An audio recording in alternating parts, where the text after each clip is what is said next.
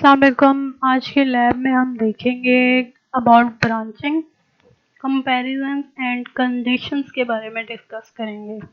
Before that remember we have discussed loop. Directly loop को हमने discuss नहीं किया, but part of some programs हम लूप का जो सिंटैक्स है वो देख चुके हैं, और देख चुके हैं कि लूप जब शामिल होती है हमारे प्रोग्राम में तो वो किस तरह बिहेव करती है। So now we are going to see के comparisons किस तरह हम कर सकते हैं अपने प्रोग्राम में। There is a instruction CMP for compare. What does it do? This instruction actually subtracts the source from the destination. Actually ये क्या करती है? Simply saying we say कि ये compare करती है दो चीज़ों को, but actually ऑपरेशन क्या परफॉर्म कर रही है कंपैरिजन के लिए? It actually subtracts the source from the destination and result में जो भी रिजल्ट आता है accordingly it updates the flags. अब फ्लैग्स हमने शुरू में डिस्कस किए थे कि आपके पास कुछ रजिस्टर्स ऐसे होते हैं। एक रजिस्टर है जिसमें जो उसके बिट्स हैं दे आर ऑल नेम्ड। उन बिट्स को हम कहते हैं कि ये वाला फ्लैग है, ये वाला फ्लैग है, और डिपेंडिंग ऑन डिफरेंट थिंग्स उन फ्लैग की वैल्यूज़ जो हैं वो अपडेट होती हैं। रिमेंबर दैट ये जो आपकी कंपेयर इंस्ट्रक्शन है, although it does subtract things, इस सब्ट्रैक्शन के नतीजे में आपका जो सोर्स और डेस्टिनेशन है they are going to be registers. उन सोर्स एंड डेस्टिनेशन पे नॉर्मली जिस तरह सब्ट्रैक्ट में होता है, सब्ट्रैक्ट जो आपकी नॉर्मल इंस्ट्रक्शन है उसमें जिस तरह सोर्स और डेस्टिनेशन पे फ़र्क पड़ता है उस तरह इसमें फ़र्क नहीं पड़ेगा, ठीक है। It does not change the contents of source or destination. It only affects flags. अब वो कौन से flags थे? We have discussed them all, but just remember those are auxiliary flag, carry flag, overflow flag, parity flag, sign flag, and zero flag. In this particular lab, we are mostly concerned with zero flag. So look at this example. This is our 9th example in assembly. This program adds 10 numbers. हमने पहले भी 10 numbers add किए हैं। We have used loop and एक हमने increment किया था जो एड्रेसिंग मोड्स की हम एग्जांपल देख रहे थे, तो हमने bx को लेके उसको इंक्रीमेंट करके 10 numbers ऐड किए थे। बट वहाँ पे एक चीज़ थी कि हमने एक काउंटर स्पेशली इस्तेमाल किया था cx रजिस्टर। अब हम ये करें, इसका टाइटल देखिए 10 numbers without a separate counter. So इस प्रोग्राम में हम वो काउंटर यानी कि वो CX एनिमुलेट कर रहे हैं, तो उसके बगैर हमें कैसे पता चलेगा कि अब टर्मिनेशन टाइम आ गया है, अब हम इस लूप को टर्मिनेट करना चाहते हैं। सो लुक, हम उस टर्मिनेशन के लिए ये कंपेयर वाली जो स्टेटमेंट है, कंडीशन है, इंस्ट्रक्शन है, ये इस्तेमाल करेंगे। सो स्टार्टिंग आपकी वैसे ही है और जी that's the instruction you know about. अब आगे देखिए, हमने इनिशियलाइजेशन ऐसे ही की है, एरे का इंडेक्स हम 0 से इनिशियलाइज कर रहे हैं यूजिंग bx, ठीक है। ये तो bx आपका एरे के इंडेक्स से रिलेटेड है। So we are initializing our array from 0 ax, जिसमें हमारा टोटल सम जाएगा, दैट इज इनिशियलाइज्ड विद 0। अब लूप की जो हमारी इंस्ट्रक्शन स्टार्ट हो रही है L1, द लेबल हमारी जहाँ से लूप स्टार्ट हो रही है, जहाँ पे हमारी इंस्ट्रक्शंस रिपीट होंगी, वहाँ पे हम जो नंबर्स ऐड करेंगे ax में, दैट इज़ योर इंस्ट्रक्शन। ये इंस्ट्रक्शन हम डिटेल में देख चुके हैं। क्या हो रहा है कि आप बेस रजिस्टर और ऑफसेट को ऐड करते हैं, बेस रजिस्टर की वैल्यू और ऑफसेट की वैल्यू, और अपना वो एड्रेस जनरेट करते हैं। यहाँ से आपने मेमोरी से वैल्यू उठा के ax में स्टोर करनी है। एंड इन दिस केस क्योंकि ये इंस्ट्रक्शन ऐड है, तो you are going to pick this value, add that value in ax and then store that value, यानी कि जो सम है वो ax में आप स्टोर करोगे। अच्छा, नेक्स्ट इंस्ट्रक्शन भी हम देख चुके हैं। bx को हम एडवांस करते हैं, यानी कि इंक्रीमेंट करते हैं, नेक्स्ट इंडेक्स पे पहुंचाते हैं। एंड bx को 2 से हम इंक्रीमेंट कर रहे हैं because we are dealing with words. यहाँ पे नीचे देखिए, हमने num जो है num1 लेबल है हमारा, वी आर डिक्लेयरिंग वर्ड्स, ठीक है। ये जो हमारा सारी वैल्यूज़ हैं they are occupying a word not a byte, तो अगर ये बाइट होगा तो will be advancing this bx by 1 each time. अगर ये वर्ड है जैसा कि इस केस में है तो will be advancing it by 2 each time. So remember that thing, जो भी आप यहाँ पे डिक्लेयर करते हो उसी तरह आप यहाँ पे एडवांस करते हो। So next instruction is different here, जो कि हमने पहले यूज नहीं की। This is compare instruction. Compare instruction का काम ये होता है कि ये दो चीज़ों को कंपेयर करती है, ठीक है, सोर्स एंड डेस्टिनेशन को कंपेयर करती है। अब कंपेयर का, जैसे मैंने आपको पहले बताया, it actually does the operation of subtraction. तो ये bx और 20 को के ऊपर सब्ट्रैक्शन परफॉर्म करेगी।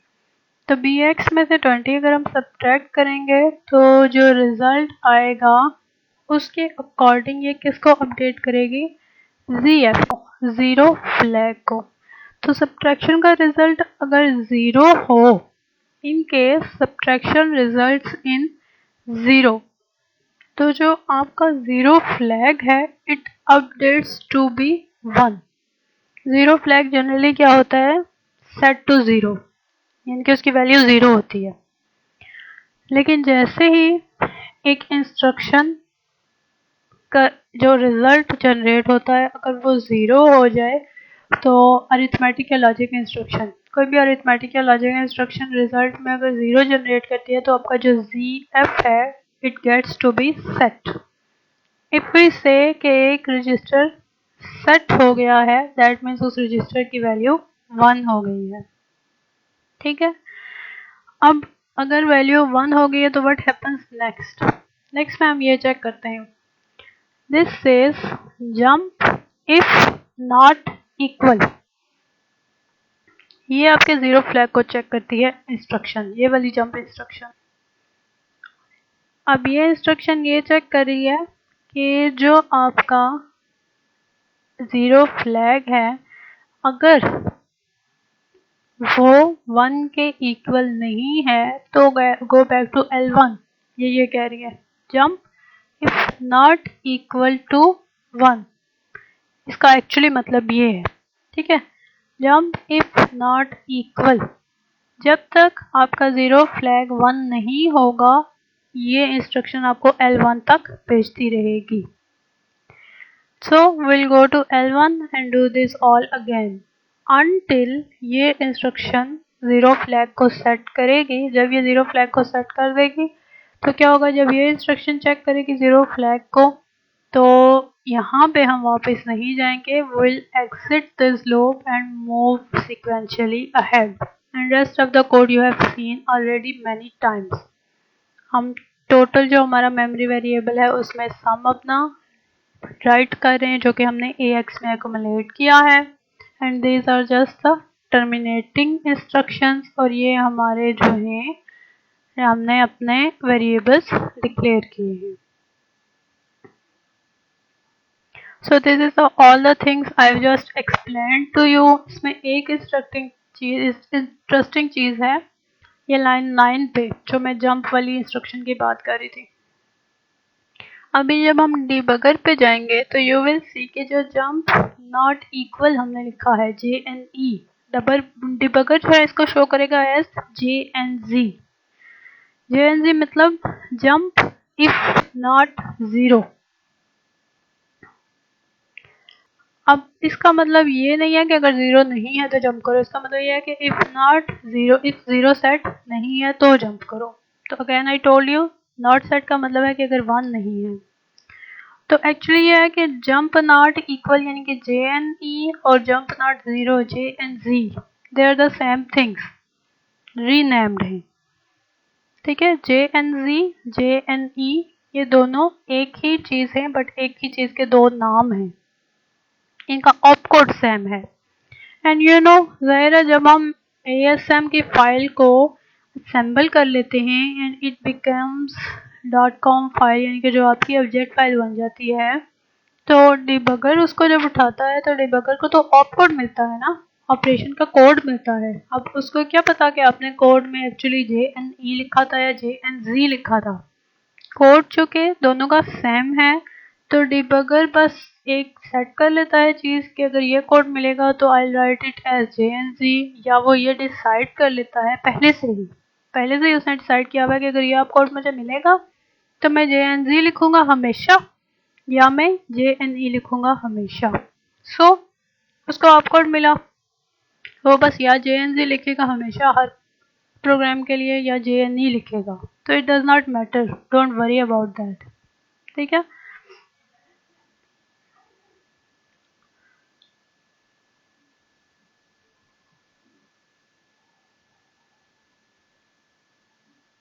दूसरी चीज़ ये भी है कि जब आप इसका ट्रांसलेटेड इंस्ट्रक्शन देखोगे it will look like something.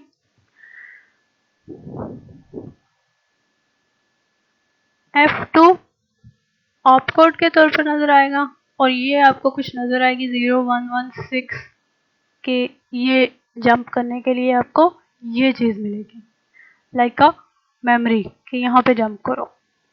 अब मतलब ये नहीं है कि इस मेमोरी पे जंप करो, इट मीन्स कि या इतने फॉरवर्ड जंप करो, इतने इंस्ट्रक्शंस फॉरवर्ड जंप करो, मतलब इतनी मेमोरी फॉरवर्ड या इतनी मेमोरी बैकवर्ड जंप करो। ठीक है, दिस मीन्स दैट रेफरेंशियल ये होता है कि आपने इतना ऑफसेट आगे या इतना ऑफसेट पीछे जंप करना है। डज नॉट मीन कि ये एब्सोल्यूट वैल्यू आपको मिलती है जंप करने के लिए।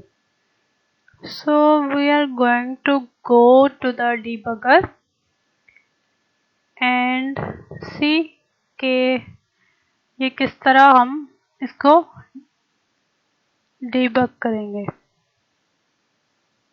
AFD इसको मैंने कंपाइल कर लिया है and you know how to compile this programs by now.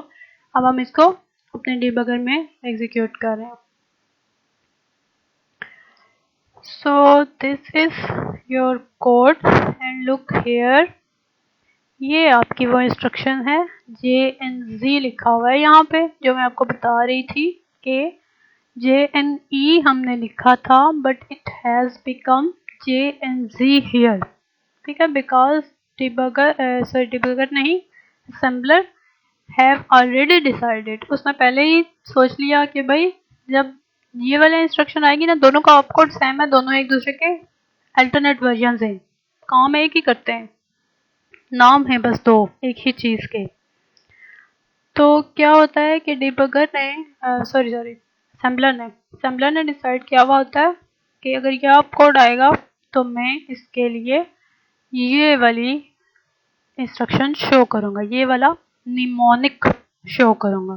This is a mnemonic ना, एक सिंबल है इंस्ट्रक्शन शो करने के लिए।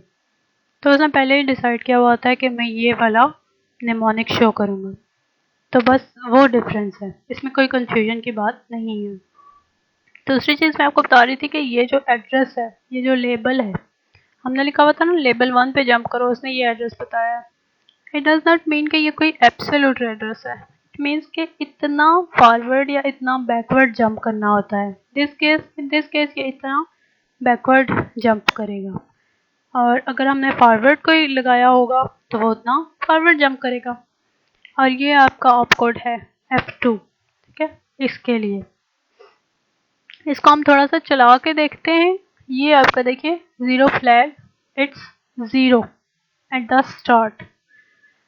तो हम ज़रा इसको एग्जीक्यूट करते हैं।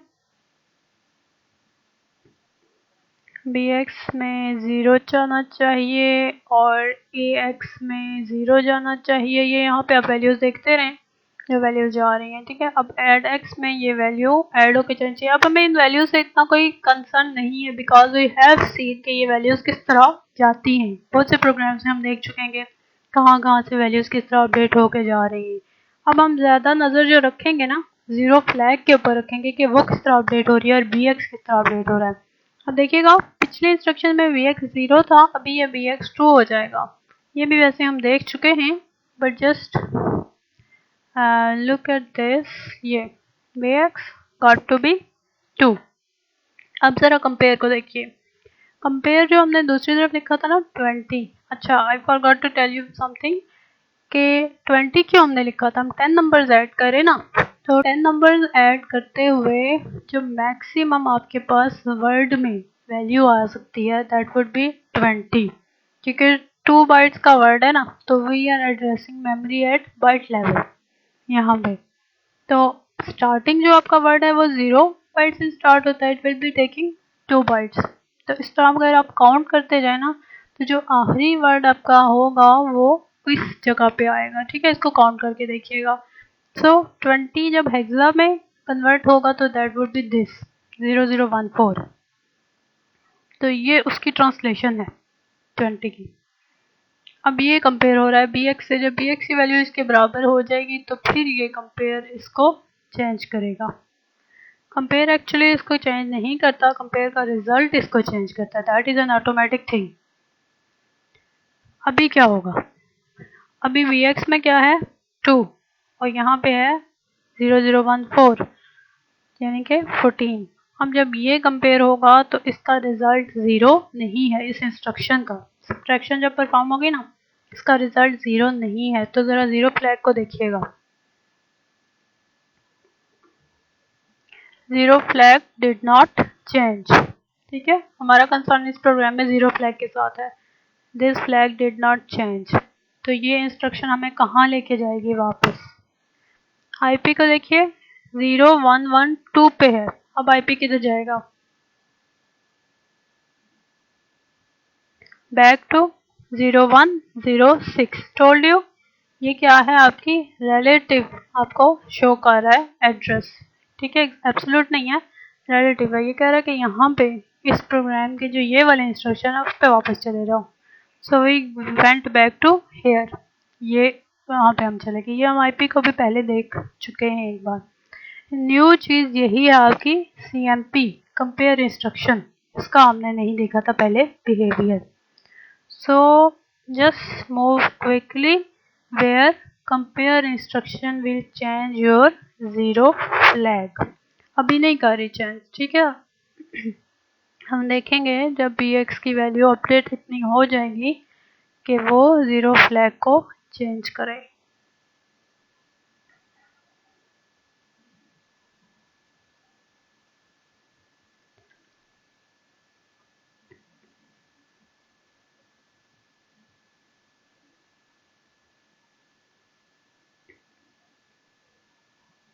और साथ साथ आप ax को भी देखिए, ax भी अपडेट हो रहा है। अब bx जो आपका है वो 10 हो गया, ठीक है, bx में 000a लिखा हुआ है, it became 10।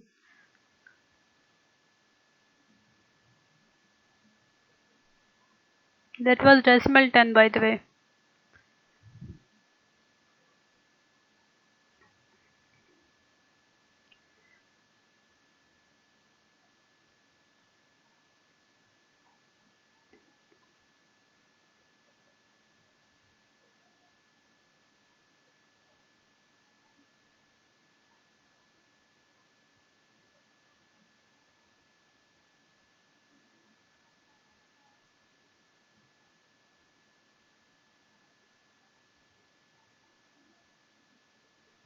Now we're close.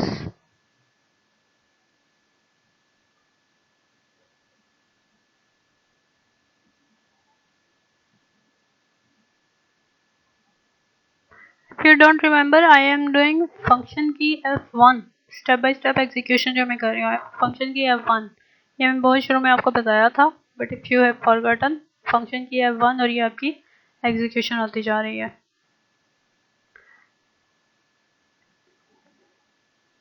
Okay so look at this, आपकी ये वाली इंस्ट्रक्शन एग्जीक्यूट हुई है, ये वाली अपडेट होके 0014। अब देखिएगा bx की वैल्यू है 14 और ये आपकी जो इमीडिएट वैल्यू हमने डाली थी दैट इज 14। अब जब ये एक्सट्रैक्ट होगा, so look at the 0 flag, it got to be set, क्योंकि जो आपकी ये कंपेयर इंस्ट्रक्शन है सब्ट्रैक्शन परफॉर्म की है, इसका रिजल्ट आया था 0। 14 में से 14 निकालेंगे, इनके हेक्साडेसिमल 14 में से 14 निकालेंगे तो यू गेट इट 0। अब उस ज़ीरो ने ये किया कि ज़ीरो फ्लैग को सेट कर दिया। सो अब ये इंस्ट्रक्शन क्या करेगी, ये चेक करती है कि ज़ीरो फ्लैग अगर सेट नहीं है तो इस लेबल पे जंप करना है, इस इंस्ट्रक्शन पे जंप करना है। बट ये जब चेक करेगी तो इसको मिलेगा कि ज़ीरो फ्लैग सेट है। So what does it do, it moves ahead sequentially. ठीक है, ये बैक नहीं उस टारगेट पे नहीं जाती, इट मूव्स सिक्वेंशियली अहेड। तो बाकी की ये हमें पता है कि क्या परफॉर्म हो रहा है। ये आपका जो मेमोरी एड्रेस है उस पर स्टोर हो गया है result. We know about that, we don't need that. So I just quit it for a minute.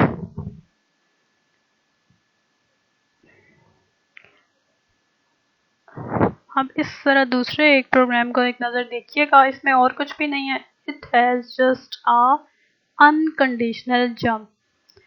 इसमें हो वही रहा है, we are adding 10 numbers without a separate counter, सब कुछ वही हो रहा है, बट हमने एक चीज़ चेंज किया। वो जो हमेशा हम अपने जो वेरिएबल्स हैं, यानी कि अपना जो डाटा है, ये जो हम नंबर हम अपना डिक्लेयर करते होते हैं, डाटा एंड पे करते हैं ना प्रोग्राम में डिक्लेयर, वो हम सबसे ऊपर ले आए। इसी तरह हम जिसमें अपना रिजल्ट स्टोर करते हैं जिस मेमोरी वेरिएबल में, वो भी हम सबसे ऊपर ले आए। बट हम हमेशा नीचे क्यों करते हैं, इससे फर्क नहीं पड़ता। ठीक है, यू वांट कि आपका कोड एग्जीक्यूट हो। अभी इसकी एग्जीक्यूशन जो है, ये तो नहीं होती ना एग्जीक्यूशन, तो आप चाहते हैं कि आपका जो एग्जीक्यूशन है वो यहाँ से स्टार्ट हो। ठीक है, इस आपकी लाइन ऑफ इंस्ट्रक्शन जो है ये एग्जीक्यूशन स्टार्ट हो। So will just insert N unconditional jump over data. यहाँ से कोई एग्जीक्यूशन होनी ही नहीं है, this is just a declaration. तो एग्जीक्यूशन तो इधर से नहीं होनी, तो हम यहाँ पे एक अनकंडीशनल जंप लगाएंगे। यहाँ पे अनकंडीशनल जंप का क्या मतलब है कि what ever happens this jump will always execute. तो क्या होता है, हम कहते हैं जंप टू दिस लेबल। अब ये लेबल कहाँ पे है, ये स्टार्ट। सो कुछ भी ये चेक नहीं करता, कुछ भी नहीं करता, it just jumps to this label and ये आपकी सबसे पहली इंस्ट्रक्शन एग्जीक्यूट होती है। बाकी इस प्रोग्राम में सब कुछ सेम है जो हम पहले अभी देख के आए हैं। सो आई एग्जीक्यूट दैट, ये वही लिखा हुआ है जो मैंने अभी आपको बताया है। Will just go to debugger and I show you कि क्या हो रहा है उसमें। उसको भी मैंने कंपाइल किया हुआ है, सॉरी असेंबल किया हुआ है, वी डोंट से कंपाइल किया हुआ है, असेंबल किया हुआ है and I just show you that in debugger. अब यहाँ पे देखिए, सबसे पहले इंस्ट्रक्शन लिखी हुई हमें नज़र आ रही है डिबगर के अंदर, jump and nothing else. Jump के बाद आगे आपकी इंस्ट्रक्शंस लिखी हुई हैं और आपकी वही इंस्ट्रक्शंस हैं और नथिंग अबाउट डाटा।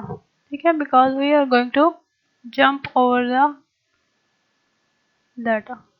देखिए क्या हुआ, जंप तो लिखा हुआ था और आगे कुछ और सी चीज़ें थी। जैसे ही मैंने जंप किया, मेरे प्रोग्राम की एक्चुअल इंस्ट्रक्शंस मुझे नज़र आना शुरू हो गई। ठीक है, did you get it, I show you again, quit and this. See, मेरी वो जो पहली इंस्ट्रक्शन है जंप स्टार्ट, ये हमारी जंप है और ये आपके स्टार्ट का एड्रेस है, वो मुझे नज़र आ रहा है। ये आगे कुछ और सी इंस्ट्रक्शंस है, ये तो मेरे प्रोग्राम में नहीं है, ये कहाँ से आई हैं, I don't know about them, लेकिन just let me execute this instruction. So execute this instruction, और जैसे ही मैंने ये एग्जीक्यूट की, बाकी के सारे इंस्ट्रक्शंस मेरे अपने प्रोग्राम की मुझे अब शो हो रही हैं। ठीक है, ये वही इंस्ट्रक्शंस है मेरी प्रोग्राम की translated instructions, nothing about data. I just jumped over that data. अब हुआ क्या था, I just let you know कि वो अजीब सी चीज़ें क्यों आ रही थी बीच में। अब देखिए क्या होता है कि ये जो है इसमें मौजूद तो हैं, बट असेंबलर या debugger they don't know about them, क्योंकि ये इंस्ट्रक्शंस हमें तो पता है कि ये डाटा हमने डिक्लेयर किया है, बट जो असेंबलर है वो उसको अंडरस्टैंड नहीं कर रहा कि ये डाटा है, वो जो इसको ले लेता है, ट्रांसलेट कर लेगा या वट। तो जब तक हम जंप नहीं करें, अपनी एक्चुअल इंस्ट्रक्शंस तक नहीं पहुंच रहे, वो कुछ हमें अजीब सी चीज़ें और से इंस्ट्रक्शंस दिखा रहा है। तो you will just jump and जब हम इसको जंप करते हैं, will jump over the data और हम अपनी एक्चुअल इंस्ट्रक्शंस तक पहुंच जाते हैं and will just start executing them. ठीक है, so it is what unconditional jump is all about. तो आप अनकंडीशनल जंप भी इंक्लूड कर सकते हैं अपने प्रोग्राम में जब आपको इस तरह की चीज़ की ज़रूरत होगी। So this is it for the lab today. अब आपने इसके लिए क्या करना है, अब ये जो आपका प्रोग्राम है, you need to calculate square of 20 by using a loop that adds 20 to the accumulator 20 times.